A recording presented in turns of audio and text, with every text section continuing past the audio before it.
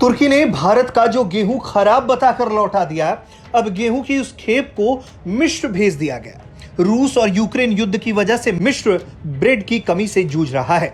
गेहूं के सबसे बड़े आयातकों में से एक मिस्र भारत सहित अन्य देशों से कम कीमत पर गेहूं खरीदना चाहता है।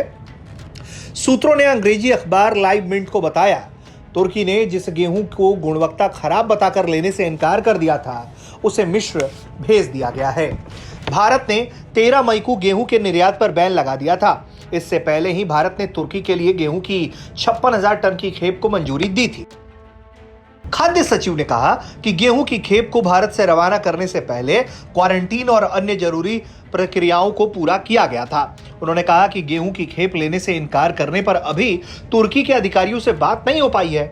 गेहूं की यह खेप भारतीय कंपनी आईटीसी लिमिटेड की थी। मुझे बताया गया कि इस सौदे को लेकर वित्तीय लेन देन पूरा हो गया था। भारतीय कंपनी ने यह गेहूं एक विदेशी कंपनी को बेचा था, जहां से यह गेहूं तुर्की की कंपनी के पास पहुंचा। S&P ग्लोबल कमिटेड इनसाइट्स की रिपोर्ट्स के में बताया गया कि भारत के गेहूं में रूबेला वायरस पाए जाने की वजह से तुर्की ने इसे लौटा दिया था।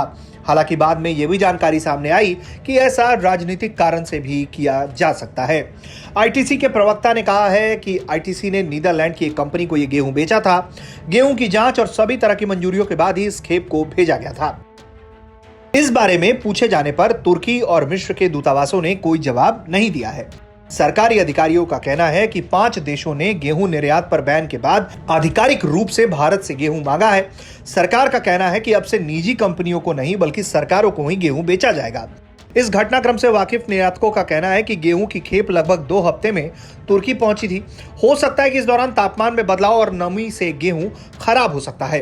हालांकि एक्सपर्ट्स कहते हैं कि गेहूं में वायरस होने की संभावना नहीं हो सकती। ब्यूरो रिपोर्ट, भारत तक।